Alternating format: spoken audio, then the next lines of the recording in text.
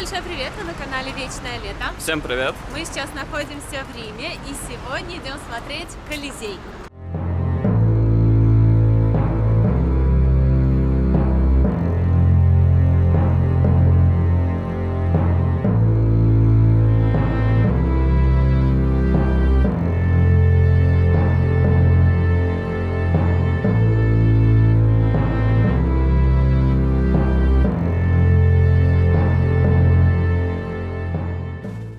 Сейчас хотим позавтракать, так как завтраки в нашем отеле не включены.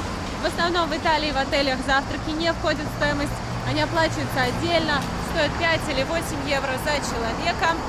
Мы подумали, чем все эти дни сидеть в отеле есть, лучше будем ходить в разные места.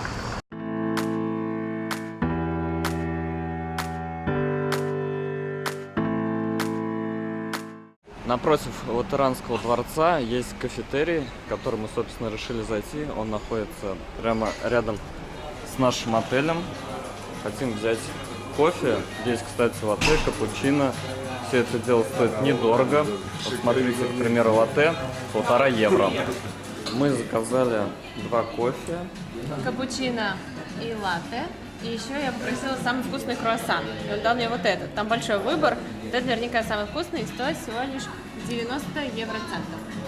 Давайте попробуем итальянский капучино. Смотрите, какая пенка красивая.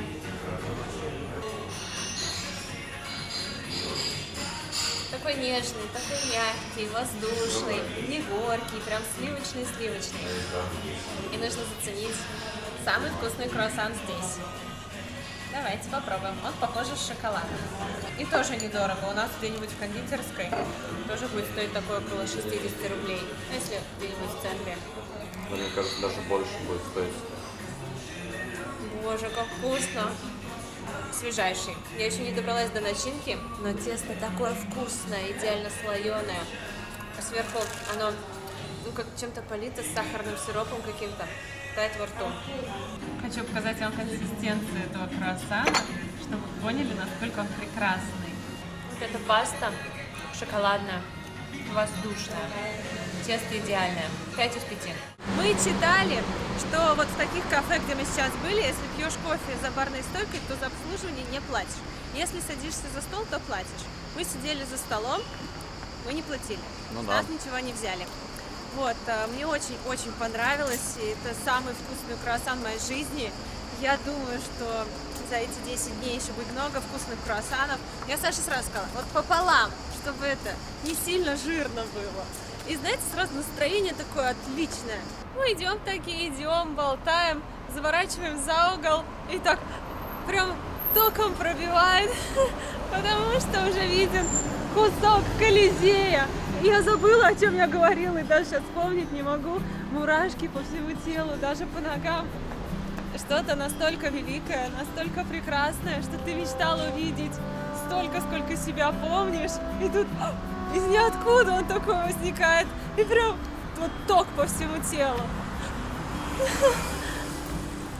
Я думаю, многие удивляются, то, что у Светы куча желаний. И тут еще и Колизей появился в списке. Вы не удивляйтесь, у нее очень много желаний. Больше 100. Да, Я и список составляла. список большой. Оглашать сразу мы его не будем. Постепенно вы все узнаете. Огласите весь список, пожалуйста. Вот это паучок. Вообще на улицах Рима очень много странных машин. И вот одна из них. Меньше машины мы еще не видели. Смотрите, какие здесь красивые дома, какие красивые балкончики. Вот кто-то утром выходит, и если посмотрит налево, то увидит кусочек Колизея.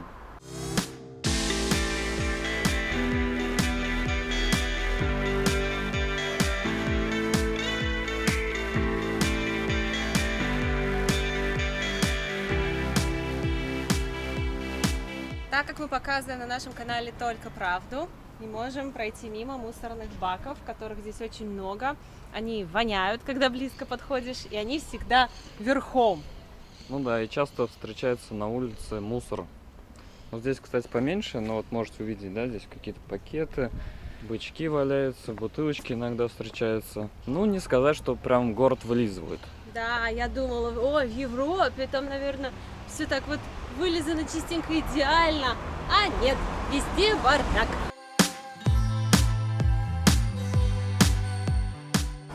Светик снимает для вас сторис, так что заходите в наш инстаграм «Вечное лето», там все в реальном времени. 3, 2, 1.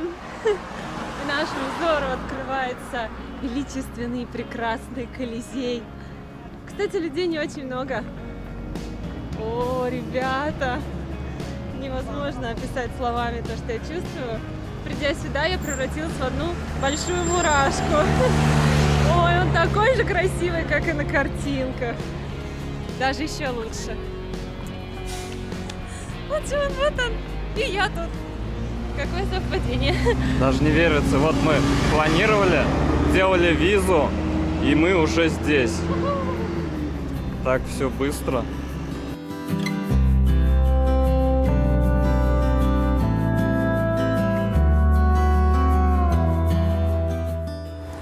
Вот здесь, вот в этих развалинах, была большая школа гладиаторов. Ну и, собственно, вот рядышком арена, на которой они отдавали свои жизни. Хлеба и зрелищ требовала толпа. И очень долгое время Колизей существовал, функционировал. Очень кровожадные люди, мне кажется, сюда приходили, потому что показывали, как дерутся не только люди, там стравливали животных, убивали животных. Ну, такие времена, такие нравы.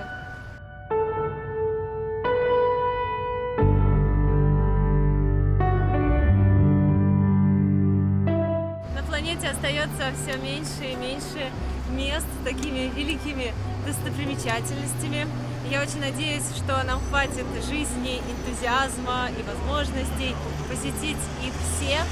И каждому нашему зрителю я от всего сердца желаю побывать здесь. Желательно летом, чтобы было тепло, желательно со второй половинкой, желательно с отличным настроением. Мы здесь нашли классное местечко, где можно сделать красивые кадры на фоне Колизея. И мы здесь встали, и после нас здесь просто очередь туристов, которые хотят тоже сделать классные кадры. Ребята, вот многие говорят, да зачем мне гид, зачем мне экскурсия? Я сам приду, посмотрю, сфотографируюсь, вот мне еще деньги тратить. Но вот как я считаю, вы проделали такой путь, потратились на самолет, на гостиницу, на питание здесь тратитесь и не узнаете самого интересного – истории. То есть вы почистили апельсин, а мякоть такие, ладно, я же держала его в руках. Понимаете, самый сок именно вот в экскурсии. Ну, чуть-чуть поднажать. Вы же все-таки уже осилили поездку сюда, так осильте еще вот эту вот интереснейшую историю, которая поразит вас до глубины души и оставит в вашей памяти яркие впечатления, а не только парочку фотографий.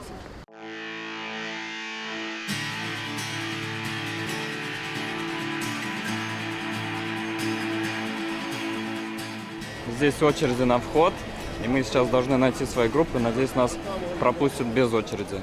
В общем, мне необходима шляпа. Я в каждой стране покупаю, потом привожу, она вся мятая. Вот такая, с надписью «Рим». Потому что солнце дикое. Так, не так и дело, да, наверное? Вот, и она стоила 25 евро. И он говорит, хорошо, специально для вас отдам за 20. А нам там дальше мужик такую за 8 предлагал. Мы такие 10. Он, хорошо. Ну, там чуть другая была. По крайней мере, я теперь защищена от солнца. А мы все ищем нашего гида, и через каждые 2 метра подходят русские женщины, мужчины предлагают экскурсии. Так что, если вы не купили заранее, можете здесь купить. Мы нашли нашего гида, дали наушник и вот такую штуку, чтобы мы могли слышать гида, даже находясь в некотором удалении от нее. Прием, прием, раз, раз. Первый, я сова. У нас началась экскурсия. Мы ее снимать особо не будем, потому что будет очень много информации. Экскурсия идет 2,5 часа. Если вы хотите узнать все о Колизее, то вам нужно будет приехать сюда и самим посетить эту экскурсию. А пока ответьте на вопрос без гугла. Сколько зрителей вмещает Колизей? И что самое классное, благодаря тому, что мы заранее купили экскурсию, мы не будем стоять ни в каких очередях. А если приедете и будете покупать билеты здесь, то вот будете стоять в очередях, которые здесь практически бесконечные. Билет без очереди уже не продается, их уже нет, заранее раскупают. Конечно, очень много туристов, и мы даже не можем пройти так, чтобы следовать именно за нашим гидом. Хорошо, есть аудиогид, и все слышно, что она говорит.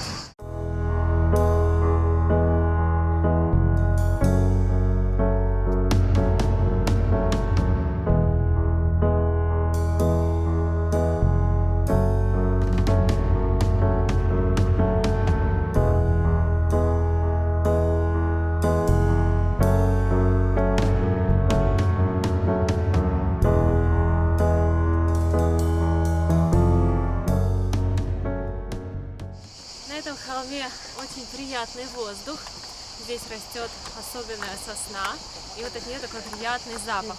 Единственное, будьте готовы к частым подъемам. Все-таки это холм, приходится подниматься, везде ступеньки, в принципе, удобно. Главное, возьмите воду и наденьте удобную обувь.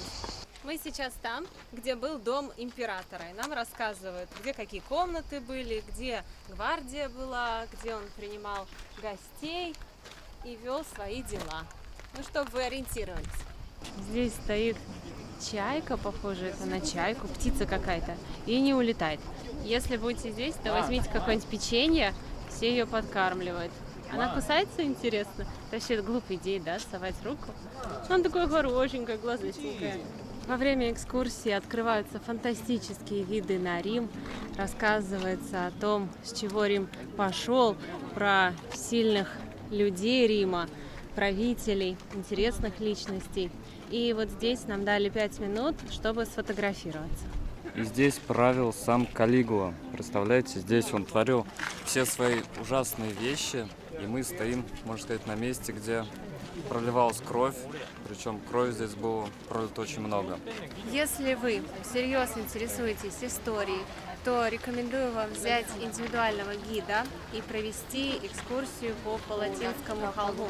Идет она 4 часа, вы заходите во все интересные места. У нас, как получается, 2,5 часа экскурсия, час вот здесь Палатинский холм и 1,5 часа на Колизей, плюс переходы очереди. Конечно, невозможно вот всю эту огромную историю запихать в 1 час Палатинского холма. Но все равно сделать фотографии, какое-то поверхностное знакомство осуществить уже у нас получилось. Я думаю, что когда мы сюда вернемся, мы уже будем локально изучать каждое место, потому что, если честно, не хватает времени на все. Сфотографироваться, рассказать на видео, снять видео, еще услышать, задать вопрос. У нас вообще режим следования, нам бы ее просто найти, где ее флаг там машет. Уже хорошо. Мы, получается, ходим по верху, а внизу еще полно различных помещений, туннелей для слуг, которые обслуживали все здание.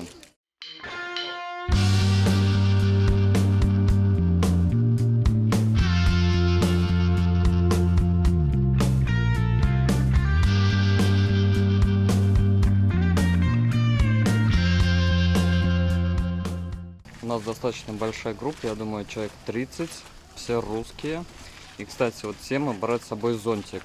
Под зонтиком будет не так жарко. Отсюда у нас открывается вид на Римский форум. Тоже очень интересное место. Это сердце Рима. Здесь вся политика, вся история, все дела. И вообще сейчас рассказали интересную историю о происхождении слова форум. Форум — это означает быть вне дома, на нейтральной территории. И даже вот то, что мы сейчас в интернете общаемся, это тоже форум. Это слово также пошло отсюда, из этих мест. Это у нас базилика, 4 век нашей эры. К сожалению, здание сохранилось в не лучшем состоянии, но примерно мы можем посмотреть, как оно выглядело. Высота Колизея 51 метр. И раньше его называли Колоссеум, Колизеум от слова «колоссальный», чтобы подчеркнуть его размеры. И если вы уже написали, сколько человек вмещал Колизей без помощи Гугла и сказали, что 70 тысяч зрителей, то вы молодец, вам твердая пятерка. Когда мы собрались ехать в Рим, многие нам писали, там все были, да что там люди не видели. Мы устроили опрос в Инстаграме, сколько наших зрителей было в Риме. И по статистике только 10-я часть была в Риме. 90% не были. Так что я считаю, это очень перспективное направление Европа. Она, конечно, дорогая, но она интересная. Можно сюда ездить, и всегда есть что посмотреть. Где денежки оставить? Со стороны может показаться, что здесь просто хаос, в котором невозможно что-то понять, найти свою группу. На самом деле нет. Все настолько умно продумано, у всех есть наушники, вот эти флаги, не теряешься. Ай, хорошо. Очередь стоит, а мы идем. Здесь жесткий контроль, нужно все снимать и через контроль пропускать. Мы вам в начале этого видео показывали школу гладиаторов, она рядом с Колизеем. Вот здесь сейчас ведутся раскопки, но это 1/16 этой школы. Представьте, какие были у нее масштабы. И нам сейчас рассказали интересную историю, когда гладиаторы выходили на арену, и даже если это очень хороший гладиатор, отличный боец, бывали случаи, когда он знал, что его соперник намного сильнее его, психологическое давление, они не справлялись с этим и предпочитали покончить жизнь самоубийством, когда шли к арене. Настолько это было страшно, настолько это было тяжело. И вот она говорит, и я все, мне прямо это, как это, мурашки по коже, представляю, знаете, сразу работает воображение, как это все было ужасно. Вот для этого и нужен гид, чтобы узнать эти истории. Мы пришли, собственно, в самый центр Колизея, но мы стоим на трибуне и любуемся самой ареной, где проходили бои. Что касается подземелья, там тоже под сценой существовал отдельный мир с декорациями, с животными, с гладиаторами. Очень интересно, но туда сейчас не пускают, там ведутся ремонтные работы. Очень много денег нужно на то, чтобы все это дело сохранить. Есть экскурсии, их можно купить в интернете задолго до прихода сюда. Маленькие группы пускают, и то показывают маленькую часть тех подземелий. И, кстати, арена в переводе означает песок, потому что здесь все было в песке. Как устроена арена? Это показатель сословий общества. Для каждого сословия была своя трибуна. Для каждого сословия был свой вход. Здесь в перерывах между представлениями угощали гостей вином, разбавленным с водой, мясом, рыбой, Хлебом. Более высокие сословия ели даже устрицы, играли в кости, всячески развлекались. А билеты получали через специальные органы, которые работали при власти, для того, чтобы смотреть эти представления. Бытует мнение, что Колизей красивый только снаружи, внутри нечего смотреть. Но я с этим не могу согласиться, потому что внутри тоже очень много всего интересного, и особенно если у вас есть знающий гид, который расскажет про устройство Колизея. Вы понимаете, насколько это сложное с технологической точки зрения сооружение для тех времен. Жаль то, что Колизей не сохранился в первозданном виде, таким, какой он был тогда, когда его построили. Но хорошо то, что он вообще сохранился, согласитесь, потому что он пережил столько времен, столько людей. Его могли просто разрушить, либо его могла уничтожить природа. Здесь сейсмическая зона, просто из-за землетрясений все это могло рухнуть. В течение года или двух хотят поднять цены за вход в Колизей в 2 раза. Так что если планируете увидеть эту красоту еще по той цене, которая сейчас, то планируйте свою поездку пораньше. Конечно, размеры впечатляют, ребята. Каждый, у кого есть возможность, должен здесь побывать. А у кого нет возможности, должен внести это в свой список мечты, и возможность обязательно появится.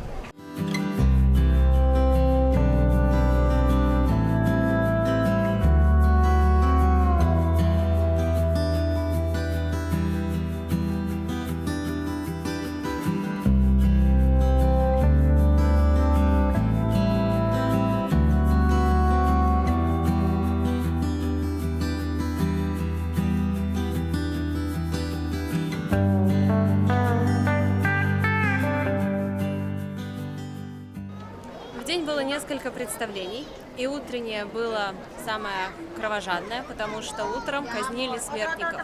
Их покупали специально для этих представлений, и чтобы разогреть толпу, их выпускали, натравливались на них большие животные экзотические, и просто разрывали людей на куски, и вся арена была залита кровью. Мы, кстати, спокойненько прошли вниз и можем посмотреть, что у нас здесь происходит. Сверху даже вид открывается лучше, чем снизу. Так что, если вы сюда не спуститесь, то, в принципе, ничего не теряете. Перед выходом вы можете подойти к самой арене, посмотреть, что у них здесь происходит. Но в самый низ мы, конечно же, пройти не можем. Ну и, собственно, уже направляемся на выход. Все, мы посмотрели Колизей. Очень круто, что мы посетили. Мечта сбылась. Я всем рекомендую побывать в этом величественном сооружении. А у нас на этом все. Огромное спасибо, что посмотрели это видео. Были на канале Вечное Лето. Если выпуск вам понравился, то ставьте лайки, делитесь своими комментариями. Если отдыхали в Италии, напишите, какой город в этой стране вам понравился больше всего. Увидимся в следующих выпусках. Вас очень сильно любим. До новых встреч. Пока. Пока.